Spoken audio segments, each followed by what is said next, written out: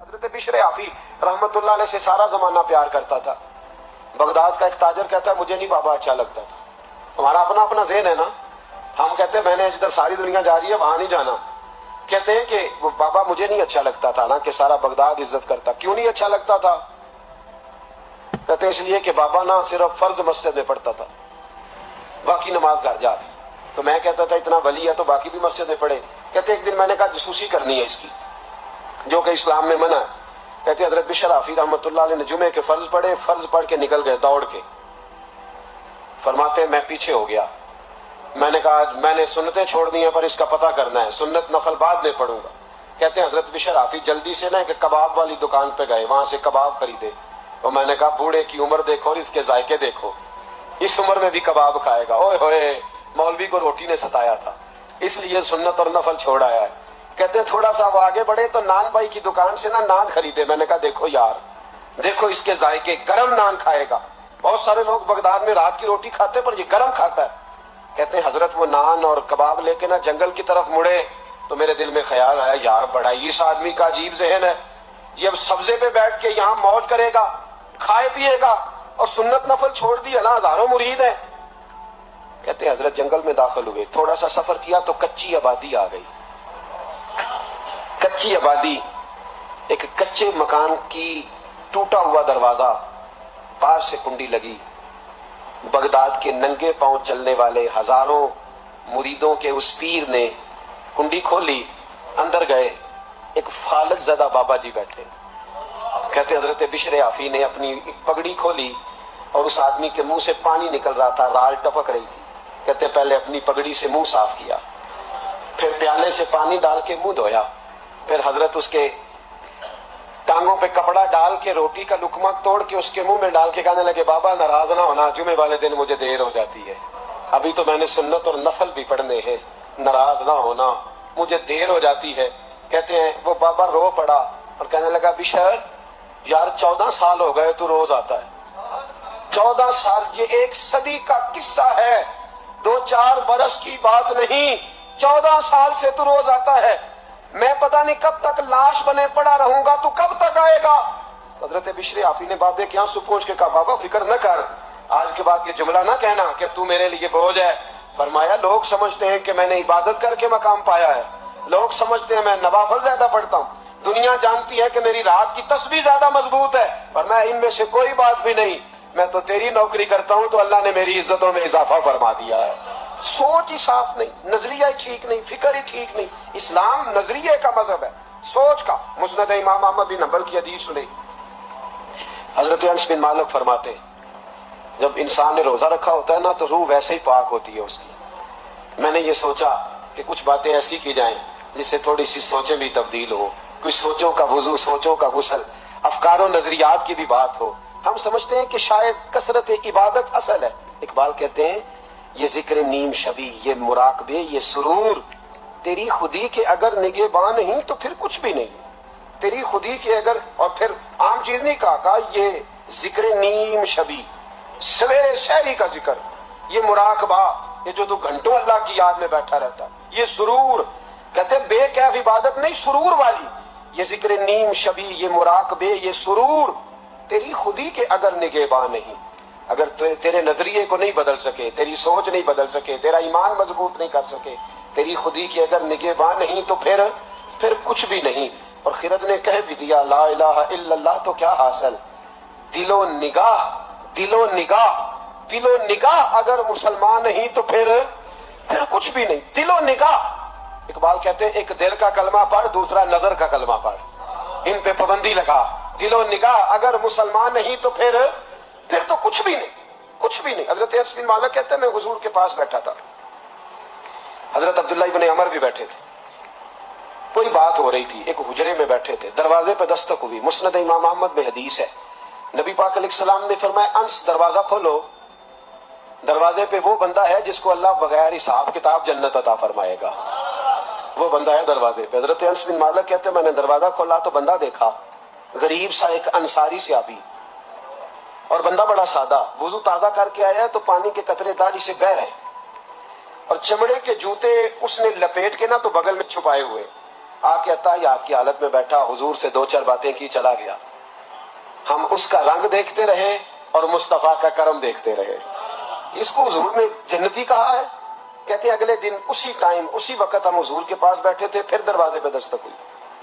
حضور نے فرمایا دروازہ کھولو، دروازے پہ وہ بندہ ہے جسے اللہ بغیر حساب کتاب جنت عطا فرمائے گا، بغیر حساب۔ کہتے ہیں دروازہ کھولا، اور جیسے ہی میری نظر پڑی، بندہ بھی وہی ہے جو کل آیا تھا، اور انداز بھی وہی ہے جو کل تھا، اسی طرح پانی کے قطرے، اسی طرح جوتے بغل میں، السلام علیکم، کل حضور فلاں بات کی تفصیل پوچھنی مجھ سے رہ گئی تھی، غلطی ہوگی، دوبارہ آیا ہوں۔ اس نے اپنی گفتگو کی، چند جملوں میں بات سمیٹی، چلا گیا۔ فرماتے ہیں اتفاق کی بات کہ دن تیسرا، بندے بھی ہم دونوں، میں اور عبداللہ ابن عمر، حضرت انس بن مالک کہتے ہیں دونوں بیٹھے تھے، سیم ٹائم سیم ڈے۔ پھر دستک ہوئی، حضور نے فرمایا دروازہ کھولو، اور مسکرا کے فرمایا دروازے پہ وہ بندہ ہے جسے اللہ بغیر حساب کتاب جنت عطا فرمائے گا۔ کہتے ہیں کھل اٹھے ہمارے چہرے، باہر گئے، دستک ہوئی تھی، دروازہ کھولا۔ فرماتے مجھے یقین تھا وہی ہوگا جو 2 دن پہلے آیا تھا، اور میرے یقین کے مطابق ہی کام ہوا، وہی بندہ تھا جو کل بھی تھا، جو پرسوں بھی تھا، حالت اور کیفیت اور انداز بھی وہی تھا۔ پانی کے قطرے بہ رہے ہیں، اور اس شخص نے جوتے بغل میں دبائے ہوئے خدمت میں حاضر ہوا، بیٹھ گیا، بات چیت کی، چلا گیا۔ حضرت انس بن مالک کہتے ہیں تھوڑی دیر ہوئی تو حضور بھی تشریف لے گئے۔ حضرت عبداللہ ابن عمر مجھے کہنے لگے یار ویسے کتنے اس کے نصیب ہیں، کتنے نصیب ہیں، کوئی آیا لے کے چلا گیا، کوئی آیا لے کے چلا گیا، کوئی عمر بھر بھی نہ پا سکا۔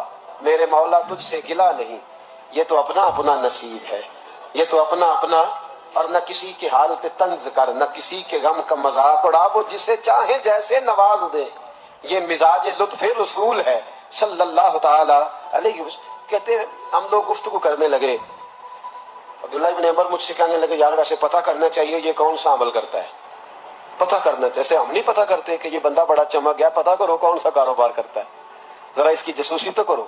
اور بندے بھی بڑے سمجھدار ہیں، وہ سائیڈ بزنس نہیں بتاتے، وہ کہتے ہیں وہ جو میرا علیحدہ ہے وہ نہیں بتانا، کہیں یہ نہ شروع کر لے۔ حالانکہ انسان کے پاس جو خوبی، جو اللہ نے اسے دولت دینی ہوتی ہے، وہ اپنا اپنا نصیب ہوتا ہے، وہ گھر میں بیٹھے بھی اللہ عطا کر دیتا ہے۔ وہ کہتے ہیں کہ پتہ کرو کیا عمل کرتا ہے، تو حضرت عبداللہ ابن عمر کہتے ہیں میں اس کے پیچھے ہو گیا، اس سے سلام لی، تو میں نے کہا مجھے 2-3 دن کے لیے مہمان بنا لو گے؟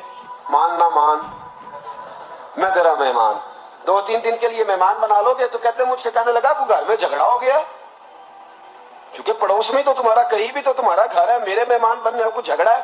تو میں نے کہا چلو ایسے ہی سمجھ لو، پر مجھے مہمان بنا لو۔ کہتے ہیں میں 3 دن اور 3 راتیں اس شخص کے ساتھ رہا، وہ کتنا صدقہ کرتا ہے میں نوٹ کرتا رہا، نماز کتنی پڑھتا ہے، اس کا کیا، میں چاہتا تھا کہ وہ عمل مجھے ملے، اس کی برکت سے مصطفیٰ نے اسے 3 مرتبہ جنتی فرمایا ہے، تاکہ وہ کیفیات مجھے بھی ملے۔ حضرت عبداللہ ابن عمر کہتے ہیں کہ میں نے کوئی خاص چیز نہیں دیکھی، وہ عشاء پڑھتا تو فجر تک بستر پہ کروٹیں لیتا، اور میں الحمدللہ اٹھ کے تہجد بھی پڑھتا، نوافل بھی پڑھتا۔ کہتے ہیں وہ 1 سپارہ پڑھتا، میں 3 پڑھتا۔ فرماتے اس نے 3 دنوں میں کھجور بھی صدقہ نہیں دی، کہ کھجور بھی، اور میں نے بڑے بڑے غریبوں کی مدد کی۔ میں کہنے لگا کہ عمل تو میرا زیادہ ہے اس سے، پھر خوبی کیا ہے؟ خاص توجہ کرنا، اسلام اور دین کا جو فکری اساس، جو فکری اساس ہمیں صحابہ نے دی۔ حضرت عبداللہ ابن عمر کہتے ہیں میں نے تیسرے دن اسے کہا بھائی اللہ تیرا بھلا کرے، تو نے بڑی خدمت کی، میں نے جانا ہے میرا کوئی جھگڑا نہیں ہوا تھا، میں تو بس تیرا عمل دیکھنے آیا تھا کہ تو عمل کیا کرتا ہے۔ تو وہ صحابی کہتے ہیں مجھے کہنے لگے یار تو میرا عمل دیکھنے آیا تھا، مجھے بتا تو صحیح کیا نے، اور کیوں دیکھنے آیا میرا عمل، تجھے کیا ضرورت پڑی میری جاسوسی کی؟ تو کہتے ہیں مجھ سے جب اس نے سوال کیا تو میں نے اس کو کہا بھائی تو 3 دن آیا نا، ہم بیٹھے ہوئے تھے، کہا ہاں میں آتا رہا ہوں، کہا 3 دن نبی پاک نے فرمایا اللہ تجھے بغیر حساب کتاب جنت عطا فرمائے گا۔ تو میں چاہتا تھا کہ میں ذرا جاسوسی کروں، ذرا دیکھوں، کھوج لگاؤں کون سا ایسا عمل ہے، آپ بھی ذرا دھیان دیجئے گا کون سا ایسا عمل ہے، حالانکہ تو عشاء پڑھتا ہے، اٹھ کے فجر پڑھتا ہے، میں تہجد بھی پڑھتا ہوں، تیرا سپارہ 1 ہے میرے 3 ہے، کون سا ایسا عمل ہے جس کے سبب تجھے جنت ملے گی؟ کہتے ہیں وہ صحابی کہنے لگے یار کوئی ایسا عمل نہیں، کوئی شے نہیں، میں اس قابل ہی نہیں، من نانم کے من دانم، جو میں ہوں مجھے پتا ہے۔ کہا پھر کوئی بات تو ہوگی، تیری مہربانی بتا دے، میں نے 3 دن 3 راتیں محنت کی ہیں، بتا دے۔ کہتے ہیں وہ کہنے لگے اگر تجھے بتاؤں نا تو پھر سن، میں جب رات کو سوتا ہوں تو اپنے دل پہ نظر ڈالتا ہوں، اور سویرے جب اٹھتا ہوں تو پھر اپنے دل پہ نظر ڈالتا ہوں، موبائل پہ نہیں، کنجی پہ نہیں کہ چابیاں کدھر ہیں، بٹوے پہ نہیں، میں رات کو سوتے ہوئے بھی اپنے دل پہ نظر ڈالتا ہوں، سویرے اٹھتے ہوئے بھی میں سب سے پہلے اپنے دل پہ نظر ڈالتا ہوں۔ فرماتے ہیں الحمدللہ میرے دل میں کسی کا حسد نہیں ہے، کسی کے بارے میں کوئی کینہ نہیں ہے، کوئی کسی کے بارے میں میل نہیں، میں اللہ کے ہر بندے کے بارے میں سوچ، نظریہ، فکر اچھی رکھتا ہوں۔ اور فرمایا میں تیرے بارے میں بھی عبداللہ یہی سوچتا ہوں کہ تو مجھ سے زیادہ نیک ہے۔